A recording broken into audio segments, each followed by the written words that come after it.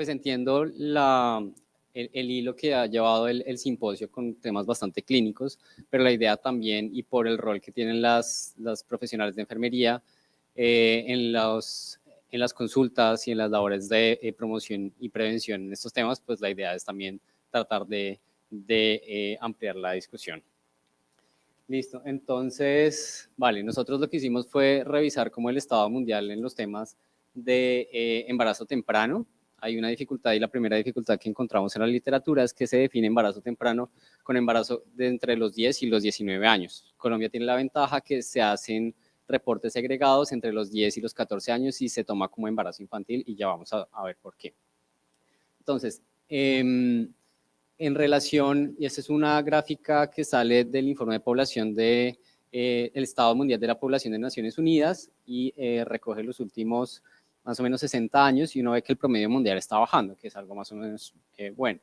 Sin embargo, por regiones, por subregiones, excluyendo los países que más ingresos tienen, los que mejor les va, las diferencias no son iguales. Entonces, si uno mira, por ejemplo, el caso de Latinoamérica y el Caribe, que es el que está en amarillo, estamos, y los últimos 10 años ya estamos arriba del promedio mundial.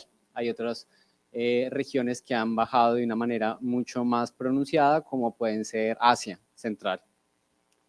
Bueno, entonces, las tasas específicas de fecundidad en Colombia se han comportado de esta manera. Esto es información del 2005 hasta el 2015. Ahí hay otra dificultad, y es que la última ENS es del 2015, la Encuesta Nacional de Demografía en Salud, que es un instrumento en profundidad poblacional, y pues son datos del 2014.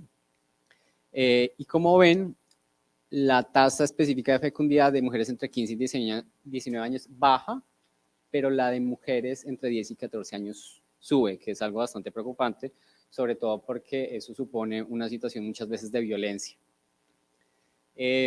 Aquí vuelve el tema entre el 2015 y 2020, es una comparativa de los últimos 5 años con datos del DANE. En términos generales va bajando, pero llama la atención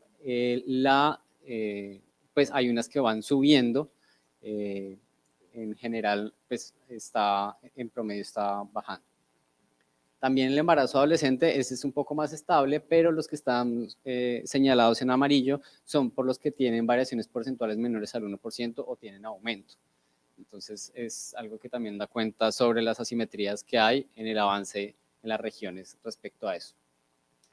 Este ya es un porcentaje, es decir, como en términos absolutos de concentración de la población en relación a eso.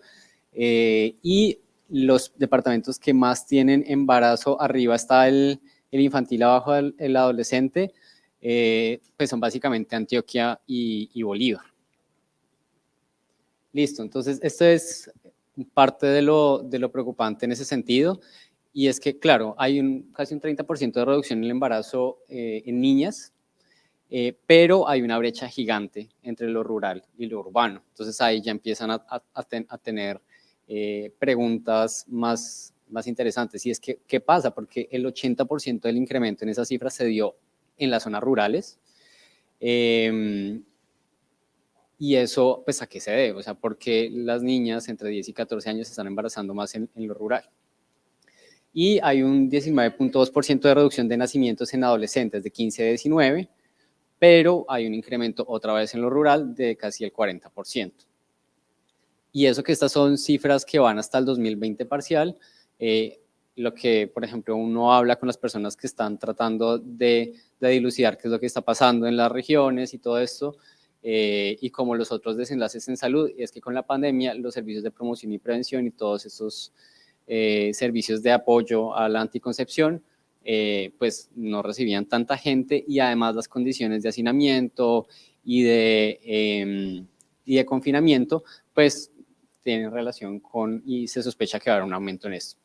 Este es un estudio del Fondo de Población de Naciones Unidas que se llama Milena, sobre los impactos del embarazo temprano, sobre todo en términos económicos, porque claro, es el asunto de la trampa de la pobreza, y es donde se concentra más el embarazo temprano en este país, y es en los quintiles, o sea, los porcentajes más bajos de ingresos en el país y las zonas que peores indicadores económicos tienen.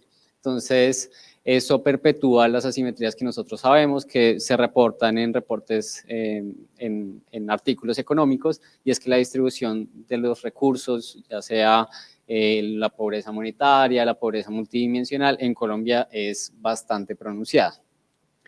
Y de ahí nos llama mucho la atención el tema del costo del embarazo adolescente, y es 4.991 años de vida potencialmente perdidos por muertes maternas prevenibles en la adolescencia. Cuando estábamos revisando la literatura, lo que nos encontramos es que, claro, nosotros encontramos o se ven relaciones entre resultados desfavorables en salud, impactos socioeconómicos y temas como de convivencia y ciudadanía. Entonces, las niñas y las adolescentes que tienen embarazos tempranos tienen más posibilidad de tener hijos con discapacidad, con problemas de ajuste en el colegio, con después, más adelante en la vida de los niños y las niñas o de los adolescentes, con involucramiento en actividades criminales. Entonces, es un asunto pues multifactorial. Para resumir este tema de contexto, muy rápidamente, en 5 años sí hay disminución de las tasas de embarazo temprano y adolescente en este país, pero el comportamiento es heterogéneo durante toda la geografía colombiana. Y aún más, no todas las partes rurales se comportan iguales, sino todas las partes urbanas se comportan iguales, entonces hay que revisar las condiciones particulares de cada contexto. Y lo que les decía, 8 departamentos de Colombia tienen un rezago en la reducción de la tasa, es decir, que no bajaron más del 1% las tasas en 5 años, que eso es bastante preocupante. Y tampoco tenemos un conocimiento profundo e integral de lo que se está haciendo para abordar estas cifras. Sabemos que hay el modelo de servicios amigables en salud, pero no sabemos cómo están, si son centros, si son consultas, si son unidades, cómo están las adaptaciones de los programas curriculares en los colegios para estos temas, pues porque hay unos lineamientos del ministerio, pero eso depende de cada institución educativa cómo se implementa, ni tampoco la cobertura. Listo, entonces básicamente lo que hicimos fue revisar qué hay en el mundo y pues hay bastante porque es un tema que impacta económicamente y socialmente, pero también vimos muchas ausencias. Entonces, bueno, hicimos la revisión para los últimos 10 años y lo que les decía, toman el embarazo temprano adolescente hasta los 19 años, pero no hacen mucho la distinción con el embarazo entre 10 a 14 años. Tampoco hay mucho detalle en la forma en la que se aborda este tipo de iniciativas. Por ejemplo, hablan de educación y sexualidad, pero no tienen mucho detalle sobre cuál era el enfoque. Pues en este básicamente es como un resumen bastante preliminar de los metaanálisis y revisiones sistemáticas que encontramos, que son 20 artículos. Entonces, ¿qué no funciona? Nosotros sabemos que históricamente entonces empieza a hablar de salud sexual y reproductiva, son charlas, talleres y espacios educativos para que las personas tomen mejores decisiones en sexualidad. Pero muchos artículos decían, listo, hay más conocimiento sobre transmisión de infecciones de transmisión sexual, prevención del embarazo temprano, pero no necesariamente cambio de comportamientos. Y ahí tenemos que leer ese tipo de cosas con lo que se conoce ahora también en psicología, y es que las personas no son racionales. O sea, uno toma decisiones, pero no siempre tiene o considera toda la información disponible para tomar las decisiones. Entonces uno ve, y el ejemplo más viejo que daban los profesores es claro, es que por eso es que en los supermercados ponen 59.900 y no 60.000 pesos. Pues porque también eso tiene unos efectos y se han descrito bastante los sesgos cognitivos. Uno es malo calculando probabilidades. Y eso pasa también en estos aspectos. Uno puede tener la información y dice, no, pero es que la transmisión del VIH se da en el, no sé, me voy a inventar cualquier cosa, 5% de los casos, y le pasa más a hombres que tienen sexo con hombres. Entonces, ¿qué es lo que piensa un adolescente o una adolescente en esas situaciones? Sobre todo porque también es un efecto, es como, a mí no me va a pasar, y después pasa. O dice, no, es que yo soy una persona o una mujer bastante regular, entonces estoy en la ventana infértil, entonces no va a pasar nada, yo ya me sé ese cuento y pues pasa. Otra de las consideraciones que tenían bastantes de estos artículos es que no existe una intervención ideal para prevenir el embarazo temprano, porque el fenómeno es complejo y depende del contexto cultural, así como de los recursos disponibles. Porque básicamente la forma en la que uno se relaciona con los otros, o sea, como la sexualidad, también obedece a unas normas de género y son pautas de comportamiento general. No es simplemente cómo se tiene sexo o de cómo se aprende a tener prácticas sexuales seguras, sino en general cómo se relacionan hombres y mujeres y cómo se relacionan entre ellos mismos. Entonces hay que revisar también de manera como muy con unos ojos bastante particulares cómo se están relacionando los niños y las niñas.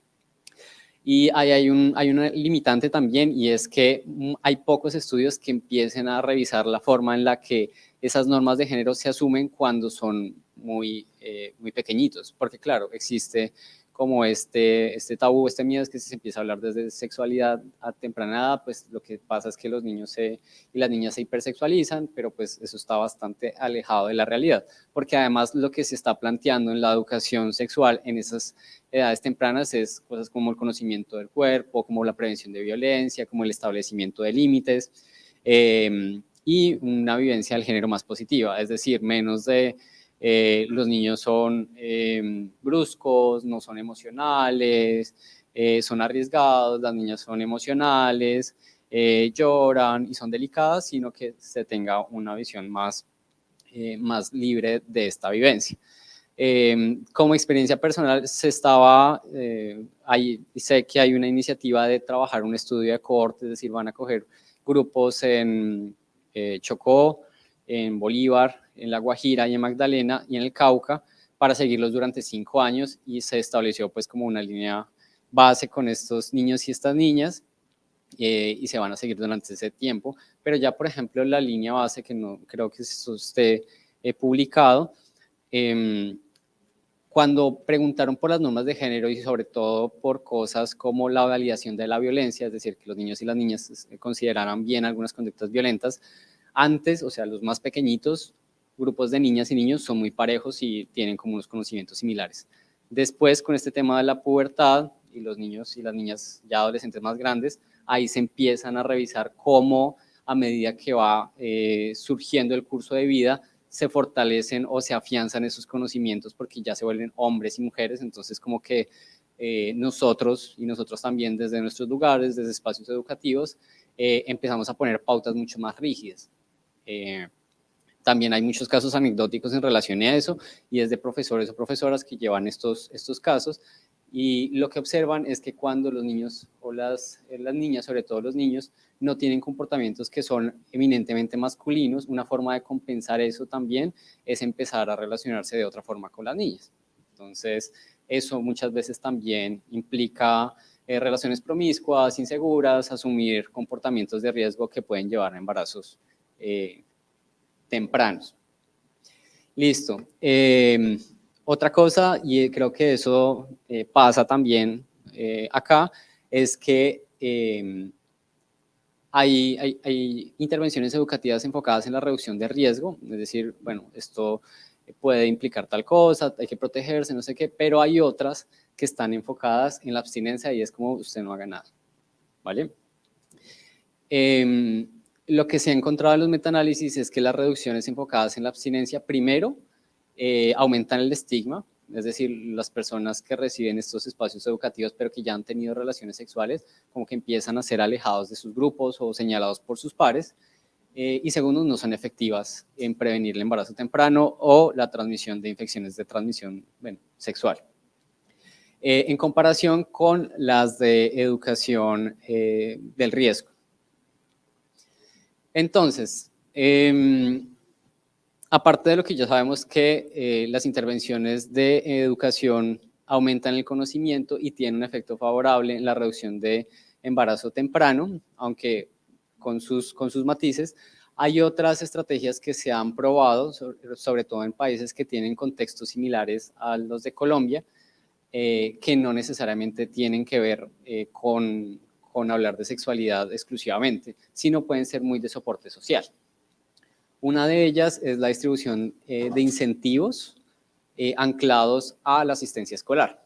Entonces, lo que evaluaron, esto fue en África, es que se estableció un programa de transferencias monetarias condicionadas, es decir, hay una transferencia de dinero al cumplimiento de unas condiciones, esperando que las jóvenes asistieran de manera más regular al colegio, que es algo similar a lo que se está haciendo acá.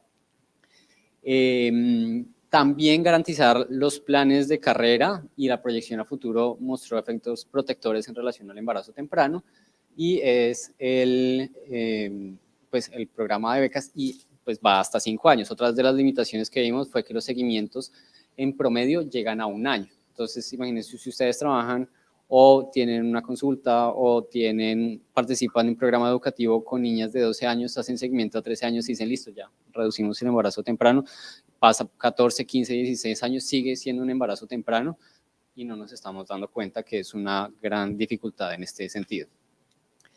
Y de forma muy sucinta, aquí apostarle, la importancia de esto es articular sectores, salud, educación, integración social, también protección. Esta tiene dos asteriscos por el tema de conectividad y es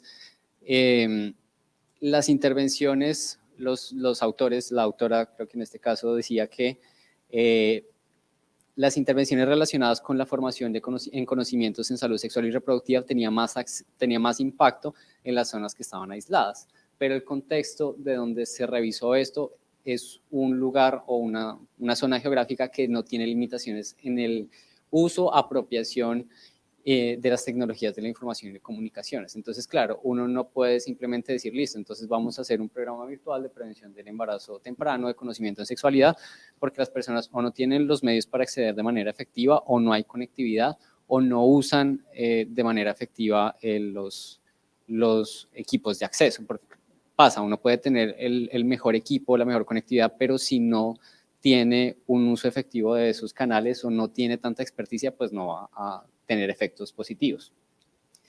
Y esto también ha pasado bastante en mi experiencia personal y es las condiciones habilitantes del entorno. Hay que integrar, y dependiendo del contexto, a madres, padres o cuidadores, a los educadores y también los prestadores de servicio de salud, y ahí vuelve a jugar el tema de enfermería. Porque claro, lo que pasa muchas veces es que uno trabaja con un grupo de jóvenes y los jóvenes y las jóvenes se empoderan y empiezan a exigir el tema de derechos, y cuando van al centro de salud, a la IPS, el guarda de seguridad le dice, no, pues ¿usted qué va? No, vengo a planificar. ¿Cuántos años tiene? No, tengo 15 años. Ah, no, devuélvese porque tiene que venir con su papá o su mamá. O pasa que van y solicitan los preservativos a la droguería y la persona de la farmacia pues le escribe por el chat a la prima, a la mamá. Entonces, claro, empiezan a haber más puntos de tensión entre la comunidad y entre los y las jóvenes. Entonces hay que integrarlos de manera bastante efectiva y constante para que no se den esas situaciones de victimización. Y además de eso, apostarle al inicio temprano de educación en sexualidad por las razones que les había contado.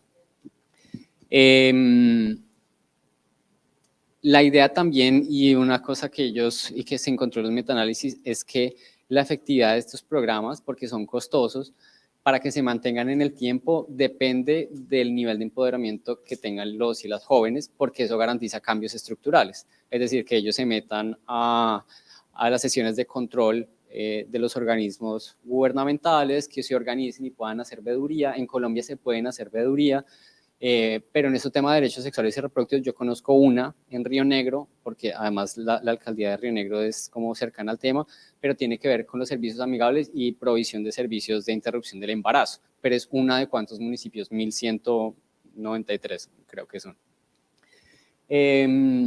Y otra cosa que llama la atención, y es una de las apuestas que nosotros también queremos hacer desde Salud Poblacional, es hablar también, no solo desde visión positiva, sino hablar también de placer. Es bastante usual que cuando uno aborda temas que son aversivos para uno, que dan miedo, cosas que uno no quiere pensar, la cantidad de atención que se presta y la discusión alrededor de eso es mucho menor. en vez de que si uno empieza a hablar de cosas como el consentimiento para las relaciones sexuales, sobre prácticas placenteras y posibilidades de explorar ese tipo de cosas, pues el nivel de atención es mucho mayor y disminuye el estrés. Entonces, lo que les decía, la mayoría de intervenciones tiene espacio el colegio y se supone que es población cautiva y que la deserción es muy baja, pero pasa y eso limita la calidad de la información, sobre todo porque son esas personas que dejan el colegio las que más riesgo de embarazo temprano tienen. Las diferencias en la forma en la que se mide también es una limitante para saber qué funciona o qué no funciona. Y la ausencia de literatura también en intervenciones, evaluando intervenciones que tienen que ver con estereotipos de género, que era el otro de los puntos. Entonces, ¿para dónde va y cómo lo queríamos relacionar? Es viendo que ya sabemos que funciona o que no funciona, y sabemos con los datos de la ENS que existen unos determinantes importantes el embarazo temprano acá, o sea, hacia dónde evoluciona esto y cómo podemos trabajar. Básicamente lo que se hizo con la ENS fue revisar qué factores inmediatos, estructurales y próximos tienen que ver con eso. Y particularmente lo que se observó es que más o menos el 80% de los casos de embarazo temprano se explicaban sobre todo por factores estructurales. Que tienen que ver con estos que están aquí superior a la izquierda, que es pobreza, migración, etnia, zona de residencia y desplazamiento. Los intrapersonales, como les decía, la asistencia escolar, los estereotipos, los interpersonales, es por ejemplo la cantidad de hijos que tiene la mamá, el tipo de familia y la expresión de pares para empezar relaciones sexuales. Entonces llama la atención que de lo que nosotros revisamos hay poco revisiones sistemáticas sobre los estereotipos masculinos o los estereotipos de género. Tampoco hay muchos estudios sobre discapacidad, que es muchas veces sobre todo discapacidad psicosocial y cognitiva, que eso simplemente como que se deja de lado, pero ahí hay dos puntos importantes. Acordarse que desde el 2019 la interdicción judicial en Colombia dejó de existir, es decir, ya no bien puede venir la mamá o el papá con el papel que dice interdicción, entonces esterilice a mi hijo o a mi hija porque pues eso es violento, y se migró a un modelo de toma de decisiones por apoyos. Entonces ya hay guías, es un poco difícil, pero se tiene que armar un equipo interdisciplinar para valorar qué tanto la persona, por su discapacidad psicosocial o cognitiva, tiene limitantes para tomar decisiones sobre su salud. Entonces, eso es un reto bien importante, tanto en la implementación de esas guías para respetar los derechos sexuales y reproductivos de esta población, como entenderla. La migración también, hay muy pocos estudios sobre migración y es una cosa que muchas veces, pues como casi un rumor o un estereotipo que circula entre el personal de salud y no, es que las personas migrantes, sobre todo las personas de los venezolanas y todo este flujo migratorio mixto, dicen, no, es que ellos están acostumbrados, es que la educación allá es otra cosa, es que ellos vienen acá y piensan que les va con el tema de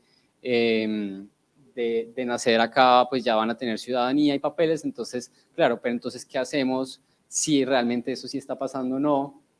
Y el otro es la zona de residencia, y tenemos que entender y investigar más sobre cómo la ruralidad está influyendo en la forma en la que se comportan los embarazos tempranos, sobre todo por el tema de conflicto armado en Colombia. Y de fondo la discusión también puede ser, bueno, ¿cuál es un embarazo temprano y cuál es un embarazo no deseado? Porque cuando uno habla con las personas que son víctimas o están inmersas en situaciones de conflicto, a veces los embarazos tempranos también pueden ser factores protectores porque orientan el proyecto de vida a las personas. Entonces, una persona es combatiente, una persona que está inmersa en bandas criminales y tiene un embarazo temprano, a veces lo que puede hacer es permitir que salgan de esa situación de conflicto. Y uno habla, es como, no, es que yo me salí pues porque tengo un hijo, o yo he hablado con mujeres que dicen, no, es que yo quiero tener un hijo con él porque yo sé que en cualquier momento lo matan, sobre todo en contextos de violencia humana. Entonces hay que entender eso, hay muy poca investigación respecto al tema y a lo que le apuntamos también desde Salud Poblacional es entender, y si ustedes tienen intereses en estos temas, nos interesa empezar a investigar y trabajar con las comunidades de Bolívar y cerca a Cartagena, porque sabemos que primero concentran bastantes personas y las tasas son altas, y segundo, pues tenemos aliados estratégicos acá. Pero eso era, básicamente, era como un contexto muy general y era pues abrir la discusión sobre lo que hay y también sobre las ausencias de lo que hay en literatura. Gracias.